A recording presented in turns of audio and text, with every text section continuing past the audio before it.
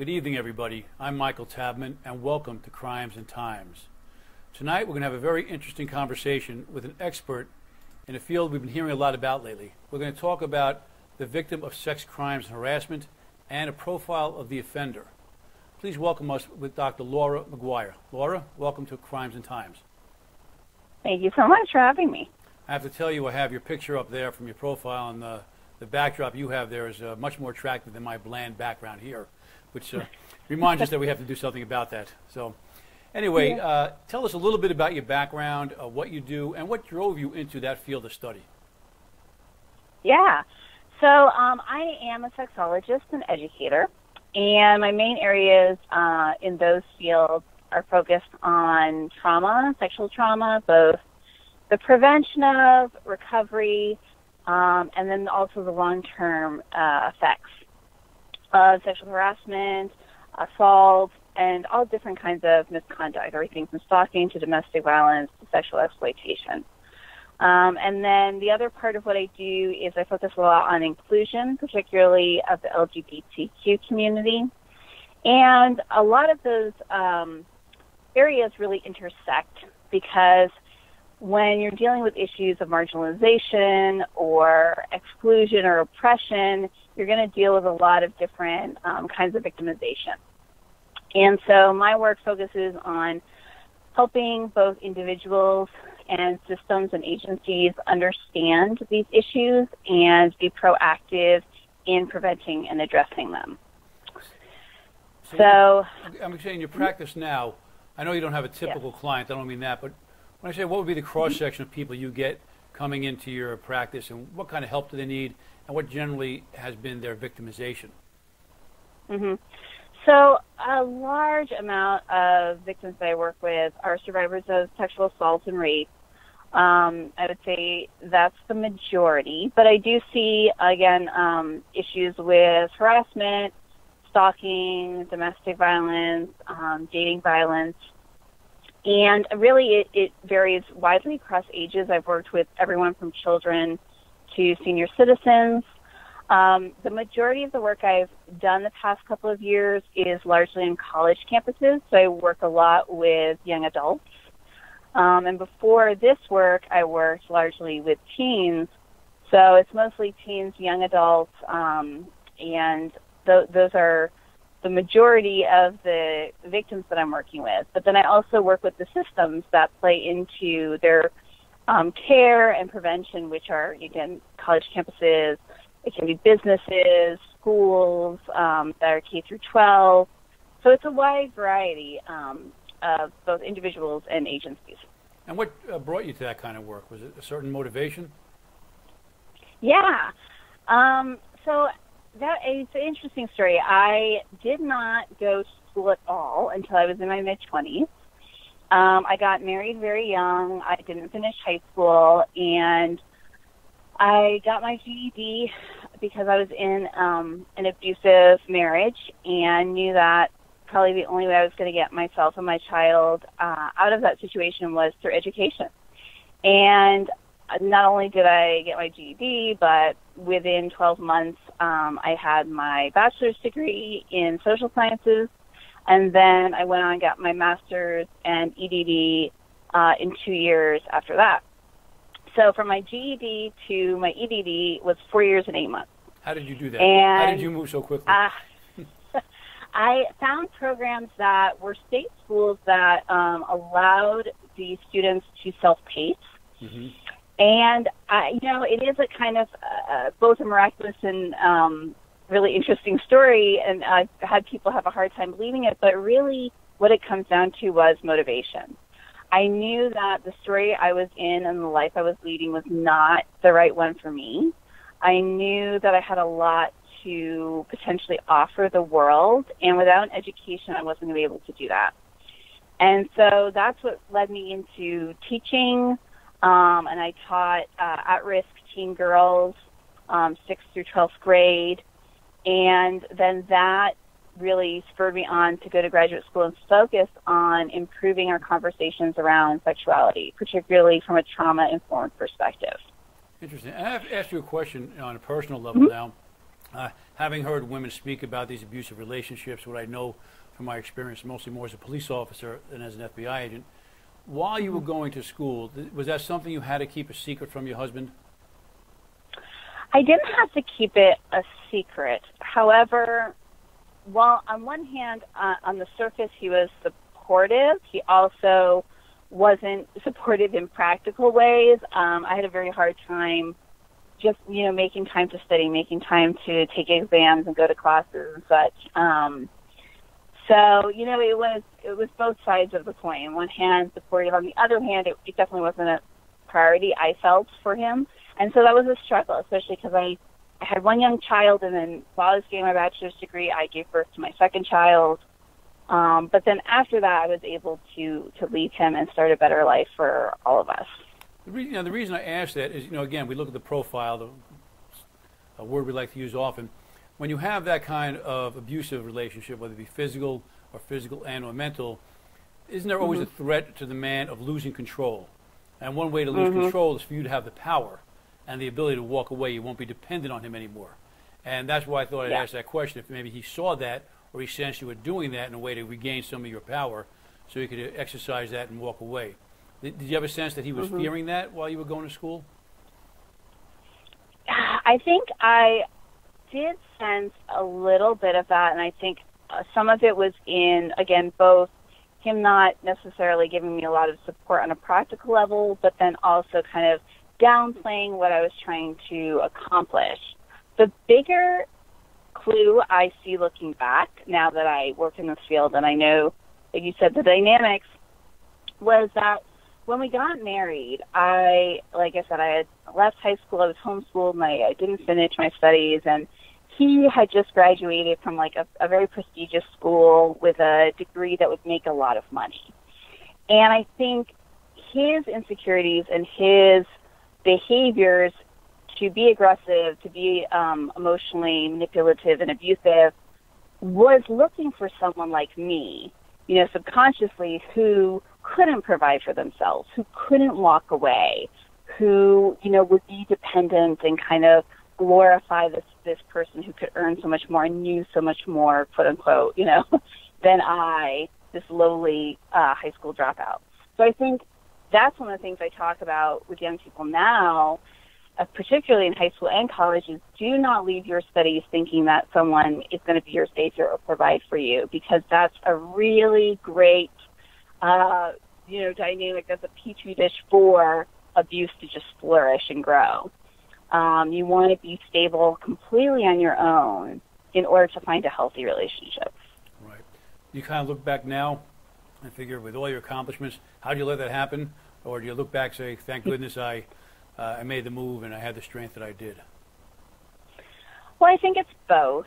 I think I look back and, definitely think, why did I think it was a good idea? But I look at the situation, the culture I grew up in. I'm the first person in my family to finish an undergraduate degree. Nobody else had accomplished that. So I saw a lot of women in my family who were dependent on men, who, told me that being independent or going to school, much less getting a doctorate in anything, was going to be essentially impossible. And so I understand why I made those decisions. And, I believe that I don't believe everything happens for a reason. I think that's very much sometimes a part of victim blaming in our culture. But I do think everything has a lesson. And one of the ultimate lessons is to pass on what you've learned to other people. And so that's why I got into the area that I'm in, because I knew what I had learned, and I knew that education was the ticket into the life that I wanted, and I knew that was something that I could then give to other people, women, but people of every gender, moving forward. And that's why I'm very passionate about what I do. Right. You made just several good points I was thinking as you're talking them. One is education being the ticket. And I think, you and I agree, if we could give no better message to any person out there thinking, how could I change my life? Even if they're not in an abusive relationship, just want to make things better, education is the ticket. It'll give you a skill set that very few other people have. But we share a philosophy. I look at things, I very rarely try to tell people that, that happened for a reason. Let's try to mitigate the badness with, assuming there's a silver lining. And there isn't always. But that doesn't mean we can't make a bad situation better. It doesn't mean we can take out life has maybe really screwed us over. It doesn't mean we can't learn a lesson from that, take a different direction, and just make things better for us. It doesn't have to be the end or the continuation of a sad situation. So I agree with you on that. And the other important point you made is that when you're talking about yourself, you talk about your culture, your situation. And I always try to stress that to people because it's so easy to sit back and say, oh, how'd they let that happen? That wouldn't happen to me. If that was me, I'd do this, I would do that. No one would abuse me. But you weren't there. You weren't in that situation. You weren't that person. And we have to recognize that everybody's situation is different.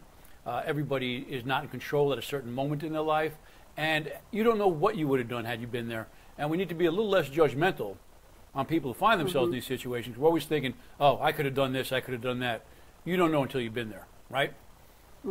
Exactly. Okay. Totally agree. So, one of the reasons I wanted to have you on now is we've talked on my show about, the profile. We had cyberbullying on recently. We've talked about abusive relationships. We talk about the sexual offender.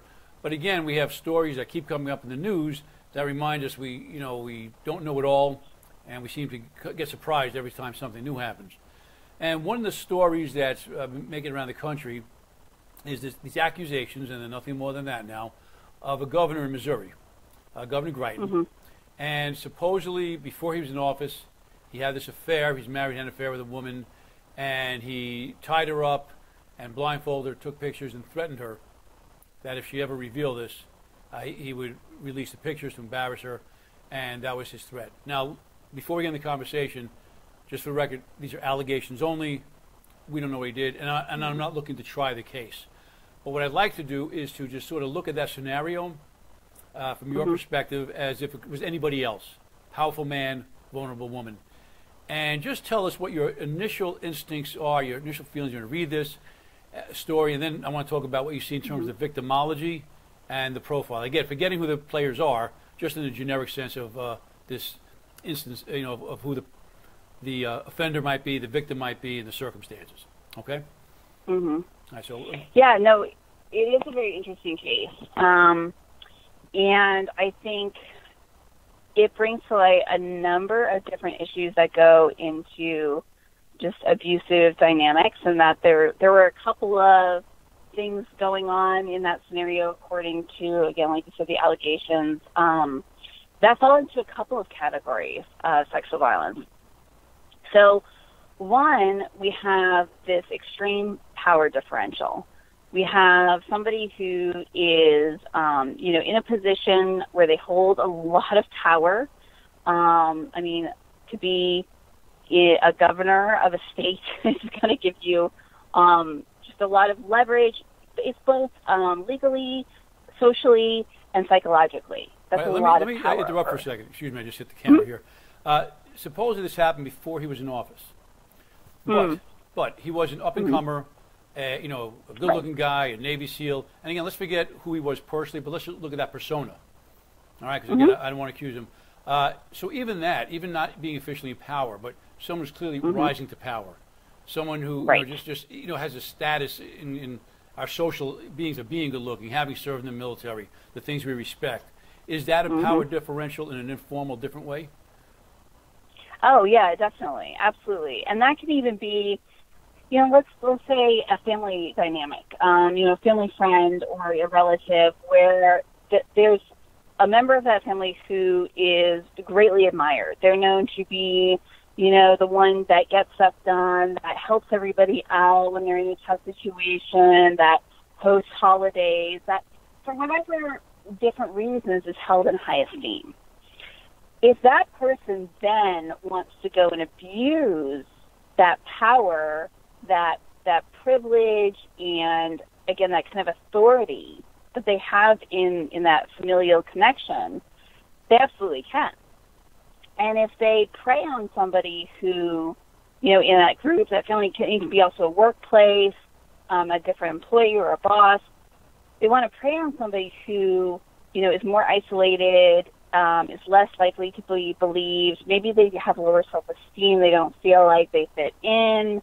That's that same kind of dynamic. So whether he held, the office officially yet, or he just had, again, all that presence, all that power being influenced. And this person, I think she was a hairdresser, if I'm not wrong.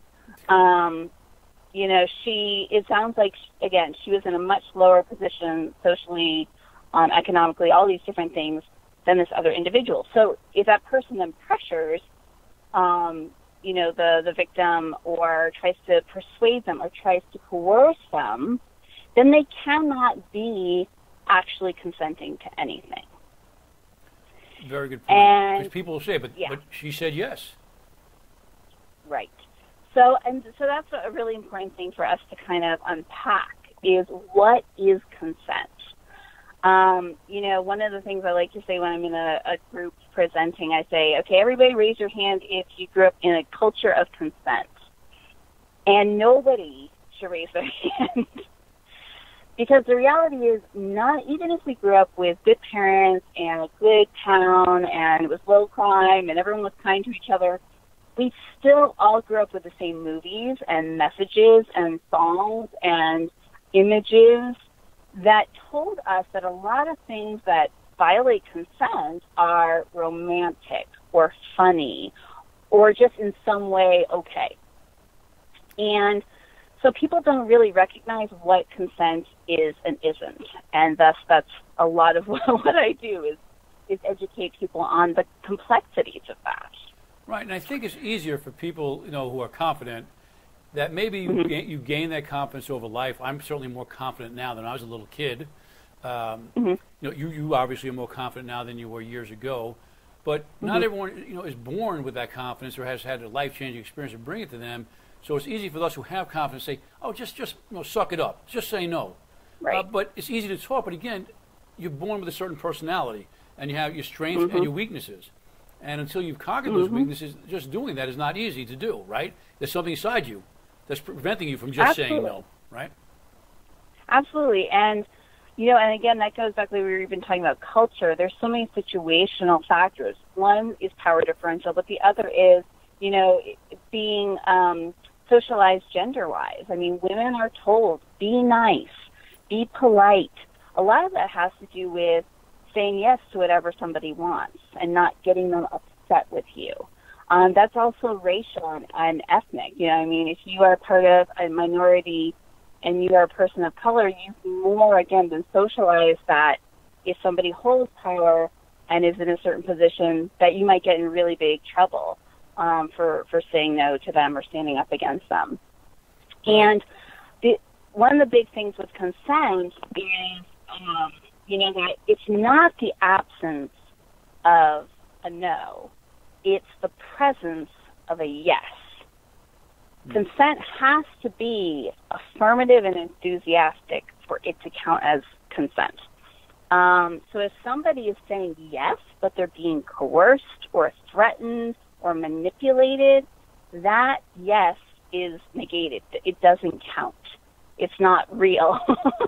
You know, because again, it's a yes, please don't hurt me. Yes, I don't want to get in trouble. Yes, you know, I'm scared. Not yes, I actually want to do this. So I think it's really important. And again, people have a hard time sometimes wrapping their head around this. But it's important for us to talk about that there are those differences in those yeses. And it has to be, again, affirmative, enthusiastic, informed, and ongoing. Well, that's a great point. And I'm thinking back, even in my era when I was a kid, growing up, and things certainly have changed, fortunately. But I grew up in that era, looking at the movies, your lips said no, but your eyes said yes. You know, that message. And we all, as young men, grew up with that message, you know, of male dominance, that she didn't really mean no. And I went to John Jay College when I was getting ready to go into my police career back in the late 70s. And I remember even then, fortunately, things were changing.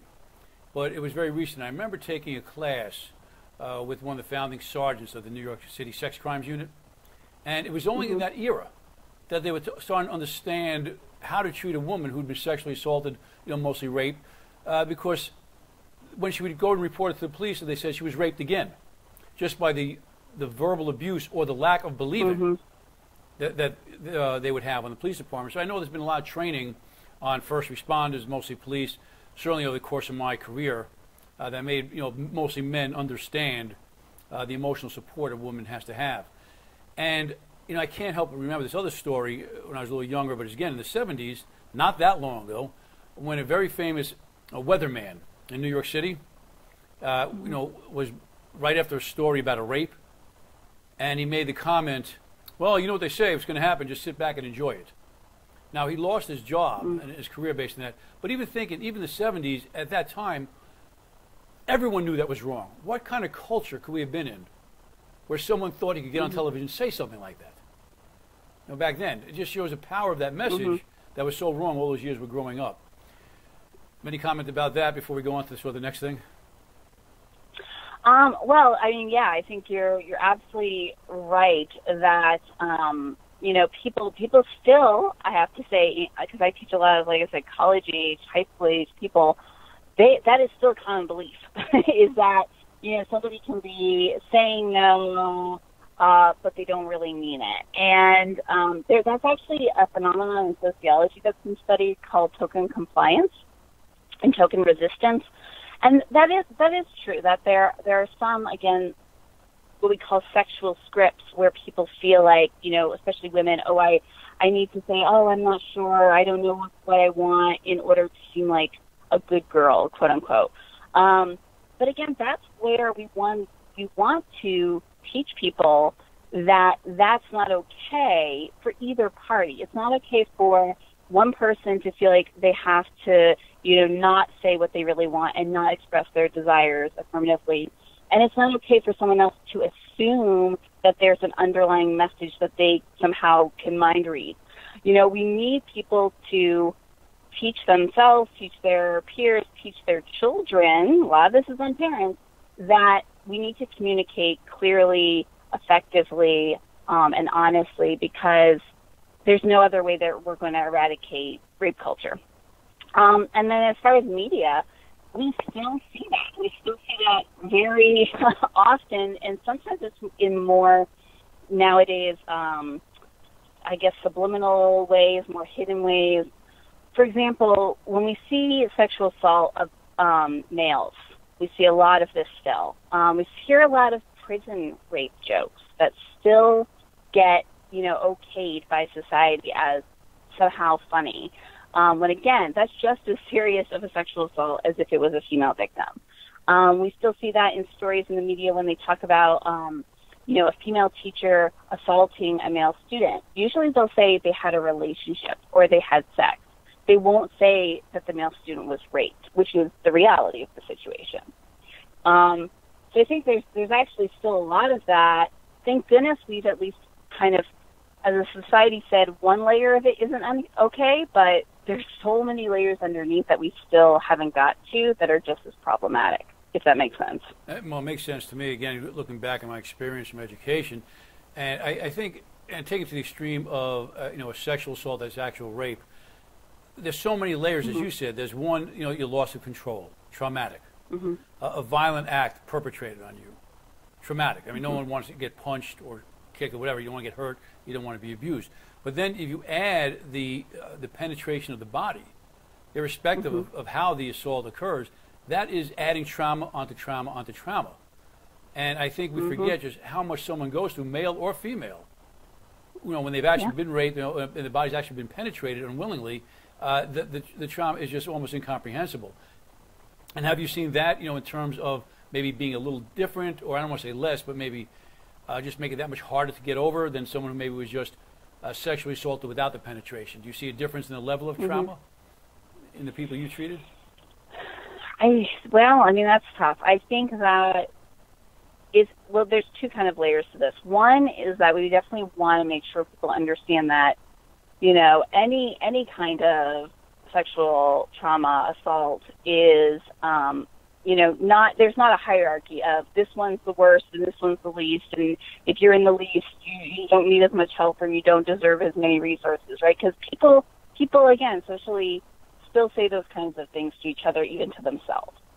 On the other hand, I definitely think, there is, the factor of the physical damage that's done when someone is penetrated, the additional dangers of STDs, unwanted pregnancies, that just compound that trauma.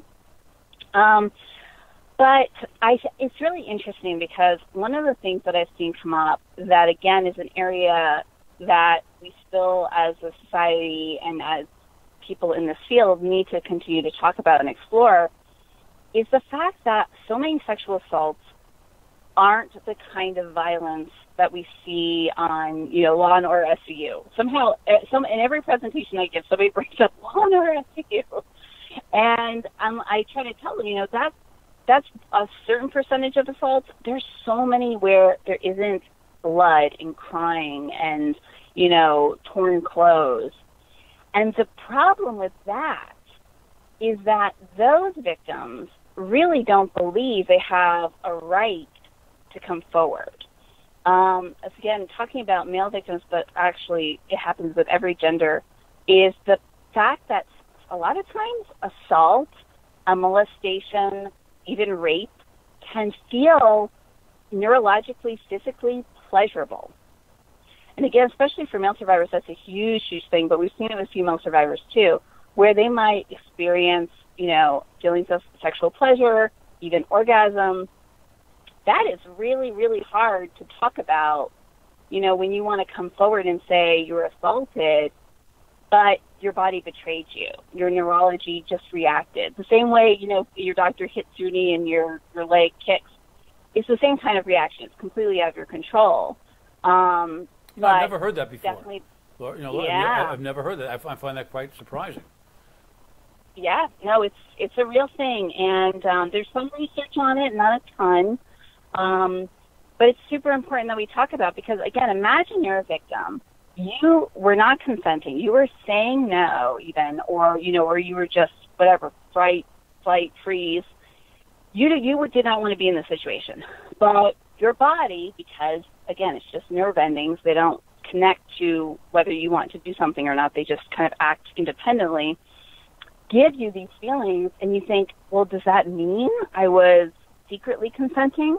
And then especially, again, if the perpetrator picks up on that, it's horrible because, again, we especially think about male victims. The male anatomy is so prone to just being reactionary. You touch a young man or any man of any age, and he'll get an erection. And, then the perpetrator says, well, clearly you consented. No matter what you're saying, you're crying, whatever, it doesn't matter. Your body reacted in this way. I know you liked what I was doing. Therefore, you're at fault. And think about imagining explaining that to a nurse when you want to get a SANE exam, you want to get a rape kit, or to the police when they're interviewing you. Do you want to talk about that part of it? And that's exactly where it's going. Painful. Yeah. So let me ask you, are you aware of people who've actually had an orgasm during a rape? Yes. Okay, so we know it exists. You've seen it personally, or you're aware of it personally. Yes. And that's exactly what I'm thinking. So, you wouldn't. I can't imagine anyone telling that to the police. But now that you brought it up, and let's say I'm some cunning defense attorney, and I don't think you're a lawyer. I'm not a lawyer, irrespective of my experience. Would it? And a rape victim is testifying. Would that be fair game for an attorney to ask that question? If now he's that educated in this, would that be fair game? Well, again, if they wanted to perpetrate that myth and that belief that again, a body's just reaction somehow implies consent. But I think that's exactly why, because I know an attorney can find this research the same way I have. I mean, it's out there that this is a phenomenon. That's why we have to train our general public who are on our juries. We have to train, people who are going to be potential victims, as any of us could be. We have to train lawyers. We have to train, police and detectives. All these people have to understand that this is something that can happen, and that person is going to feel additional shame and additional blaming of themselves. And again, I think it is really important that, like we're saying, someone could bring that up in a case. Just like they used to bring up, what were you wearing? Where were you? What were you saying? Your previous sexual life, right? Right. And so we have to, as a society, talk about these things and bust these myths and say this has nothing to do with consent. so that they can't be used against victims, and so that people can talk about them honestly and get help. Wow. Yeah, there's a complexity I wasn't aware of, and Mm-hmm. it shows you how hard it is with these cases to treat the victim with with respect and dignity, and let them go through the process while trying to give the accused a fair trial as well. Right. We have to do both. Let's go back to this incident, this events, as we call them, irrespective of who did it. We have a female. She agrees to get tied up and blindfolded, and then he photographs her against her will, and she doesn't come forward. Does all this sound like plausible to you? Oh yeah, absolutely. Right, nothing unusual. Absolutely, I totally believe it. All right. Yeah. So we talked about sort of the victim profile. Tell us a little bit about the offender profile. You've probably seen many instances of that kind of behavior. Again, we're just looking at the scenario. We're not blaming anybody. We're not trying that case. Have you seen many cases of this type of behavior? That male dominance. And what do you see in terms of the profile and similarities in those cases? Yeah, it's a really interesting thing. And so for me, in what I do, most people kind of only do the victimology. They only do work with victims. But I do work with both perpetrators and victims. And I feel like that allows me to treat everybody equitably and to also really understand what conversations we need to have, because I hear both perspectives. I get to see both personalities and see what issues led up to both sides of it. So when I work with the respondents, as we call them, the perpetrator, it is so important to remember that all of these crimes are crimes of power. They're not about desiring sex. So, it's not that, he was so, just horny and wanted to have sex so bad, and that's why he went to these extremes to cover it up because it was just something he needed in his life. It's 100% about power. And sex is something that is very powerful, and when you take that power away from someone in their sexual body, that is essentially, I believe, the ultimate power you can have over someone in a really horrible way. And that's why these crimes are so damaging. So for him, I see a couple of things. I see one, again, he had a position of power. I believe from what I've read about him, he is Caucasian, he is male, he is able-bodied, he's cisgendered, he's heterosexual, meaning he holds all of the privileges in society. So again, he's been socialized that maybe people owe him things. We see that a lot. This girl owes me this. I'm this amazing guy. Therefore, she should be glad that I gave her this kind of attention. But then it's really fascinating because in that dynamic, both with the position of power, but also with the dynamic of toxic masculinity, the kind of masculinity that wants to hurt other people and dominate other people, particularly women, you see this fragility, this fear, right, of, well, I have this power, but don't you dare take it from me because I really like it.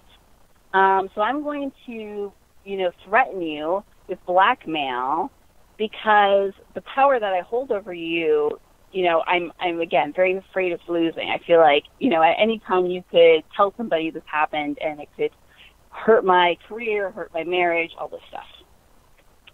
So I see that a lot, again, whether we're working with young people or, people who are older and in their careers, it's a very similar dynamic of one being owed things, believing that, this is just my right for whatever reason, to have this power over someone.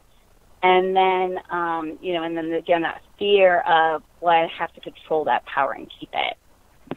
So that's what I see there. I've always heard that, and even when I was studying these matters, it's a matter of power, not sex.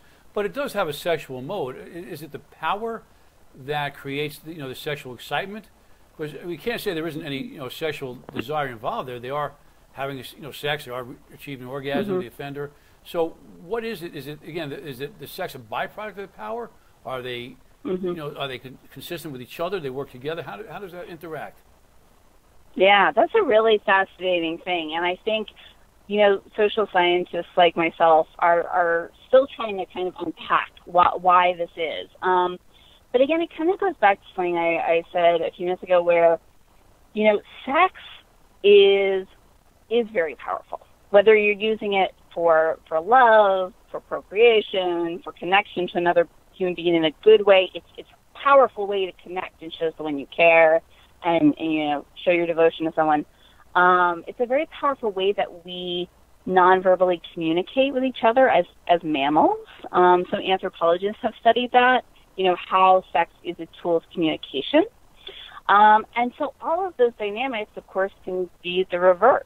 If you want to destroy someone emotionally, if you want to really get into the most secret, private part of themselves that they hold just for themselves, to hurt somebody sexually is probably, if not the, for sure, most profound way to damage a human being.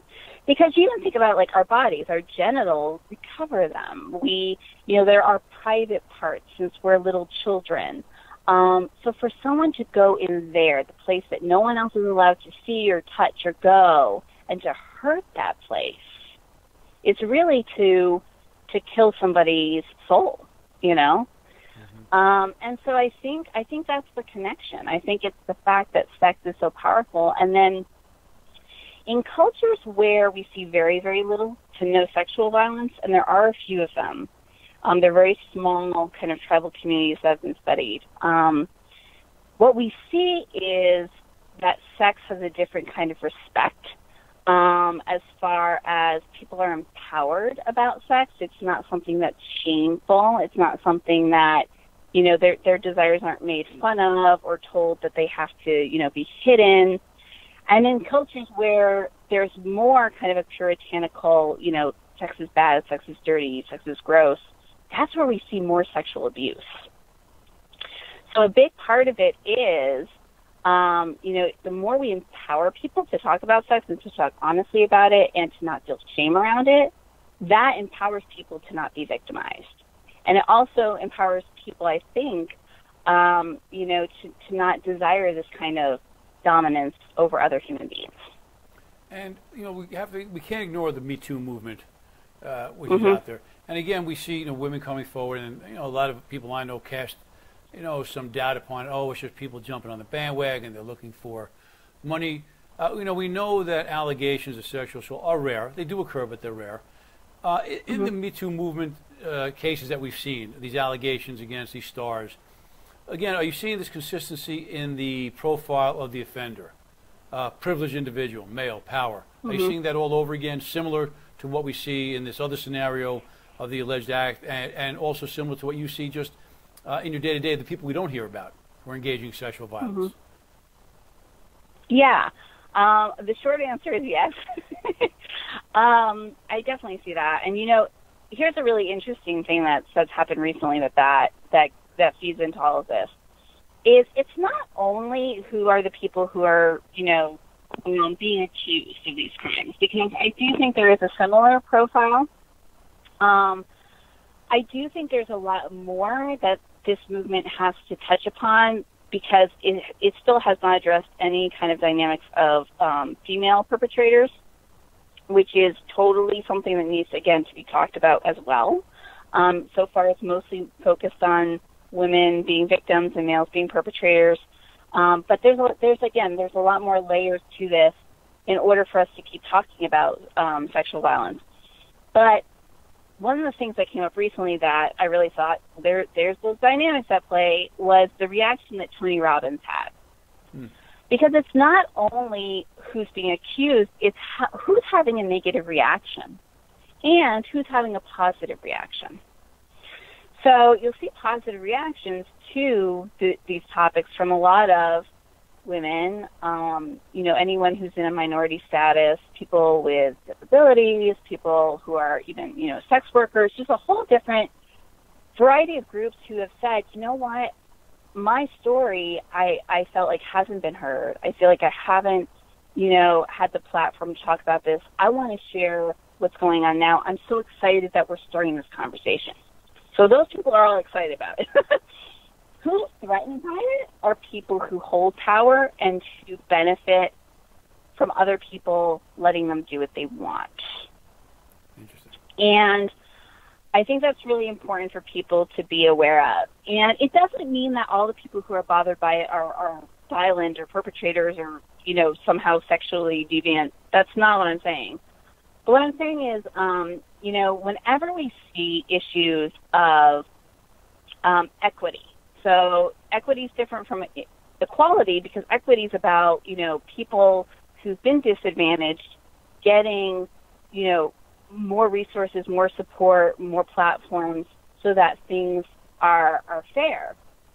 And when we see equity dynamics, when we see people who've been marginalized start to have a voice, start to have time, to share what they need, to share their perspective, what happens is the people who are in power feel like it's some kind of inequality. So equity feels like inequality when you've been in a position of privilege. And that's a superhuman reaction. To feel like, what's this about? What's going on? And, even when we're talking about consent, right? I've had a number of men come up to me in the past few months and say, I feel like guys can't do anything anymore. I feel like this is ridiculous. I feel like this consent thing is out of control. And what they're really saying subconsciously is, I never really had to think about this stuff because I, as a man, in negotiating sexual interactions with women, kind of got to do what I wanted to do for a large part of the time. I mean, like we were talking about in movies or whatever, right? That was what the characters in the movies and the songs and the books got to do. Mm-hmm. And so that's unnerving, and that makes people have to see the world differently, see sex differently, see relationships differently. Of course they're going to push back and say, I don't know what this is about. Maybe this is too much, And I think it's about making, again, these conversations approachable and being uncomfortable and saying, you know what, this is tough stuff. This is not going to be solved quickly. And then, again, hiring professionals like myself to come in and help people digest these things within, again, schools, agencies, government organizations, wherever, because our whole society has to grow and change. Right. Now, you mentioned you work with the offender sometime. In what capacity is that? Was that a sort of a court-ordered consultation, or how does that come about that you're working with the offender? So a lot of times it's with schools. I've had experiences where I am hired as a remediation person. So, for example, with Title IX, I'm sure you've heard there's been a lot going on with that. And schools have to both serve the victims, but they also have to make sure the respondent, who is the perpetrator or the accused, that they also get resources and they get kind of, a fair and equitable experience. And so sometimes there are situations where the misconduct is seen as something that kind of falls on the lower end of the spectrum, or like the beginning of the continuum of harm. And they think that there's an opportunity to intervene and work with that individual and explain to them, what they did wrong and how they can make amends and what they can do moving forward. And so, again, I get called in and I'm a version of restorative justice, of saying to the individual, this is why this is problematic. This is what we need to do to fix it as much as possible. And then third, this is what you need to understand to move forward with your life so that you don't become, a problem in society, so that you aren't a danger to your community, because clearly you didn't understand why what you were doing was wrong.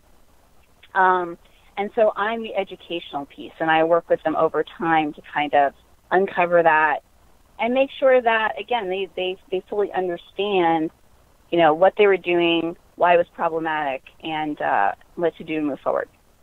Interesting. When we've had these conversations on the show a lot about mass shooters, and we always talk about red flags, things that we see. we always talk about indications, serial killers. We look back at their lives and we talk about, how they treated animals, how they treated other kids, similar to that. When you see these offenders, do you see these similar red flags or behavior patterns in their childhood that not always, but tend to be consistent or come up frequently in these people who become sexual offenders?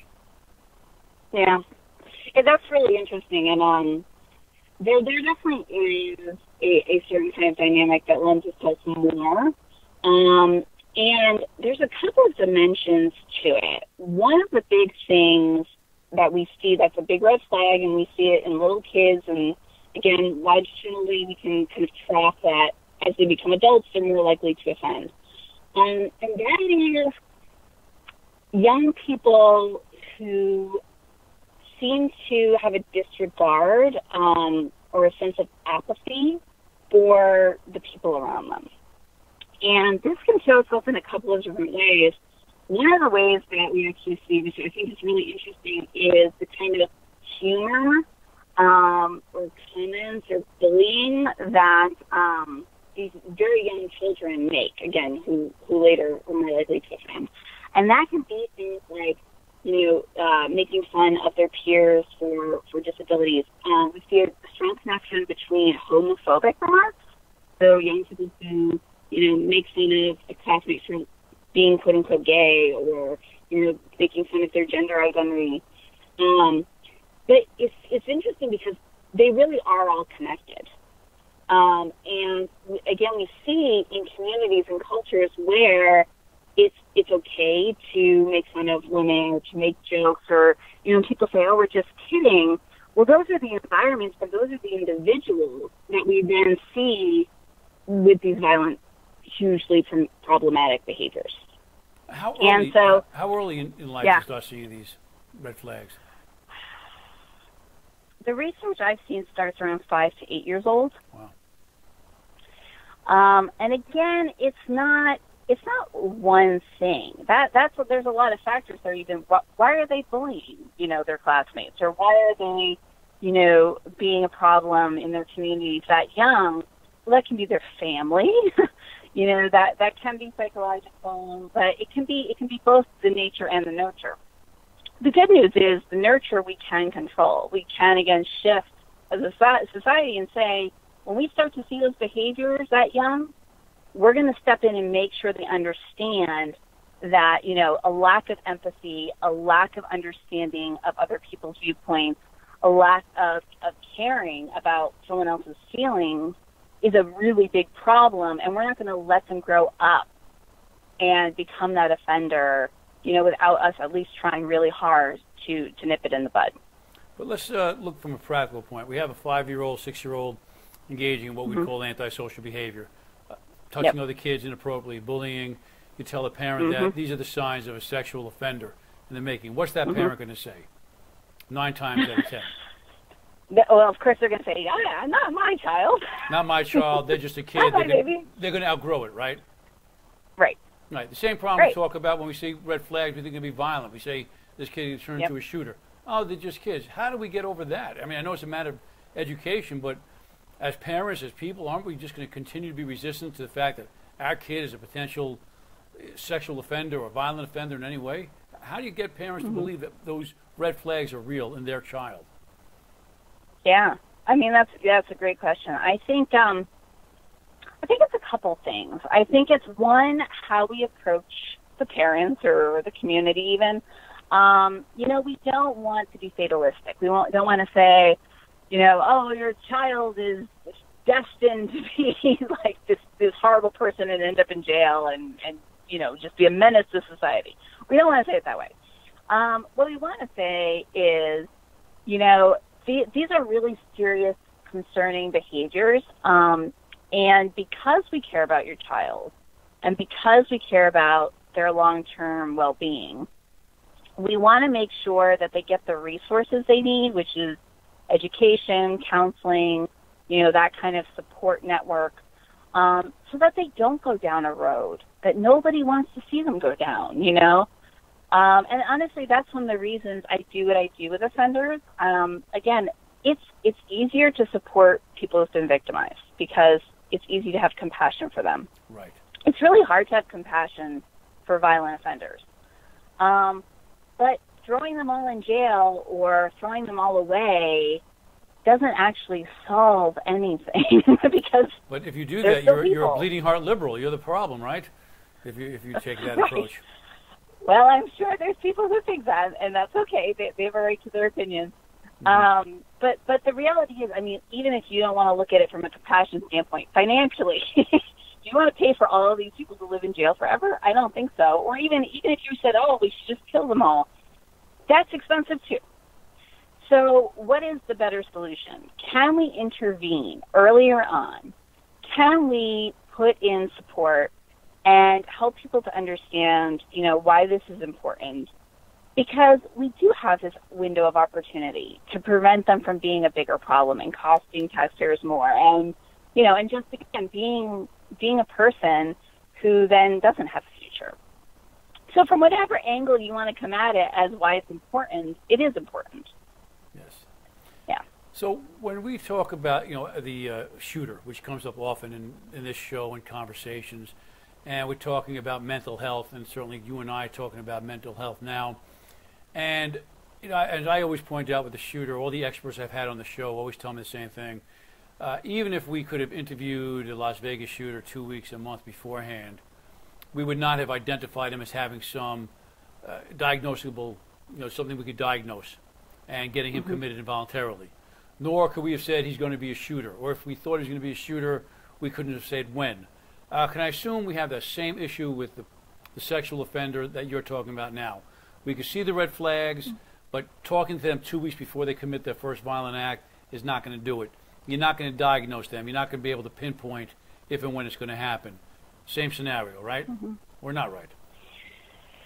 No, I definitely agree. I mean, we can see problematic behavior. We can even see them, like, for example, in in a kind of communal group, for example, with fraternities. We see so many sexual crimes with fraternities. And you might say, oh, well, this fraternity had these problematic parties and themes and made these comments. And, we should have known they might do something terrible, like a gang rape.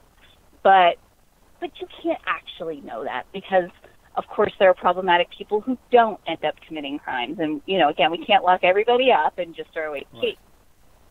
So I think what the solution is, going back to the example of what happened with the allegations of the Missouri governor, what it comes down to is two things. One, socially, we have to make it completely unacceptable for any of these behaviors to go on. So that if everybody in a community says, hey, that's not funny, the things that you're saying, the ways you're behaving, they're not kind of okay. They're problematic and they lead to bigger problems. So we're going to shut them down because we're not going to allow you to continue to get away with that kind of, words, actions, whatever. Two, it's about empowering people, because, again, any of us can be victimized, that we have a right when something happens to us to speak up immediately and be supported by our community. So when I think about where, again, maybe she, in the situation that we're talking about, she might have consented to being tied up and to having sex. However, she definitely 100% has said she did not at all consent to having her picture taken, and then he threatened her with that. And what I see there is it's actually a case of sexual exploitation if he used that picture against her. And she had real fear because she knew her community and her family and her friends had a high chance of turning against her for having this relationship and for being violated. And so if she thought, you know what, if you take this picture, I did nothing wrong. You're the one who's hurting me. I'm going to get support. Everyone's going to stand behind me. Everyone's going to believe me. Because, again, they know that, I'm honest. They know that most cases are 100% true, that false accusations are extremely rare. If that's what she thought, if that's what we train people to know, if that's what society believes, that's when we'll see all of these sexual crimes go down. Interesting. Because people will know they can't get away with it.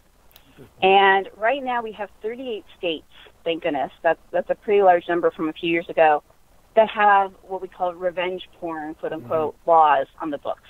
And that's what this would fall into. She said, you know what, if you take this picture of me, there's a law on the books right now in the state that, you know, I can totally charge you with a crime against me because this is a crime against me. And so I'm safe. You don't have a right to hurt me like this. Right. You know, and then that person who might have that kind of profile where they have issues for whatever many reasons with being violent, with being, you know, sexually aggressive, emotionally abusive, they're going to know, oh, you know what? I can't get away with this. I better not do it. So all this education has to start very young, right? Very young. Do we need to change? Young. Do we need to change our educational level? The way we educate our kids, maybe to start including this type, and I'm not even sure what type of education I'm describing, but something to make our children realize what is acceptable, what is not, to understand how they can be empowered to protect themselves. Are we falling down in that regard?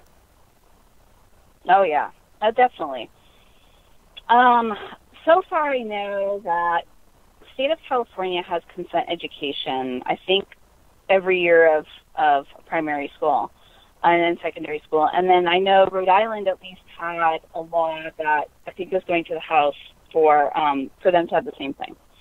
When people ask me, oh, how young do we have to educate kids about consent, for example, I tell them, I'm like, 1-year-old, 2-year-old, you know, and they look at me and they're like, well, I'm not going to tell my 2-year-old about sex. I said, it's not about sex. You have to teach them empathy and, again, getting consent for a million things before it ever becomes that they're of an age where it goes into the sexual realm. Interesting. If, you know, with my kids, because, again, I'm a mom, so I do this too, you know, for example, playing with a friend. If they're coercing their friend, oh, you better play this game with me, or I'm not going to talk to you anymore, or you know they're not taking their no for an answer. Their friend says, I don't want to play this game, or I don't want, or even with little children, the child says, I don't want to be tickled, and again, the people around them or their friends or whatever are saying, oh, you're fine, you don't mean it, you don't mean this, no, or I'm going to eventually convince you that you like it. Those are the things, those are the seeds that are planted that do become the sexual violence we see, 10, 20 years down the road. And so we have to teach little children in kindergarten and on, to respect when people say no to you, to read people's cues when they're uncomfortable, to ask before doing something, to be empathetic. If we did that, 99.9% of the work would be done. Wow, very interesting. But most people aren't doing that. So many changes. We need a new paradigm of education, perhaps, in this country. It's one of the things I'm trying to do. Now, let me ask you one last question on this. And again, looking at trying to draw a parallel between this violent behavior and the shooter, do we need mental health professionals in grade schools? Do we need kids to be assessed? Do we need to train teachers how to make that referral? Are we starting way too late in life on mental health issues? Oh, yeah, absolutely. And yeah, on so many levels. And another part of this is that you're bringing up, again, people think, even with sexual crimes, that, this is something that happens in college, in the workplace, as adults. It happens both to little children from adults, but also child to child. People don't want to talk about that. I had a victim who I worked with that at 3 years old was raped, was digitally penetrated by a 6-year-old. And it was on a daily basis for months. And they didn't tell anyone their whole life until I was working with them and they were in their 50s. It happens at every age. So if we have mental health workers and educators at every grade level, you will also start getting a lot of reports And you will start to see victims who are sadly 5 years old, but you will also start to see children who have been abused by others who are now perpetrators, very often so unknowingly. But again, we need to address that immediately, not when they're 30 years old, right. And now they have, they're on the registry and they're in jail and their whole life is over. We could have addressed that when they were very, very, very young and we first saw that there was a problem. So absolutely, it should be every age. A new paradigm, as we said. I think, again, I talk mostly about the violent behavior, the shooters. We need to get mental health into the school system, and we need to do it now at an early age. Yep. Wow, so many things to do. I've learned a lot speaking with you. Before we go, tell us a little bit about your next stage of life and your professional work. I know you have some plans to make some changes soon. Yeah. So I'm really excited because all the opportunities I've had working for organizations has been just really incredible, and I love what I do. But I've known that for a while, really the future will be being able to kind of go to different agencies and different schools and different groups and work with them and consult with them and also be an expert witness in these kinds of crimes. And so this June, in 2018, I'm starting the National Center for Equity and Agency. And it's going to be a consulting and expert witness firm. And really our focus is to empower organizations and individuals to tackle the topics of everything from cultural humility to sexual misconduct and inclusion so that we can try to increase the structural equity and diversity in all of these different situations. So I'm really excited to be doing that and to be more available, to go around the country, to go around the globe, and again, have these conversations that we're having today because there's still so much more work to do there. There is. Do you have a website you'd like to point to everyone to?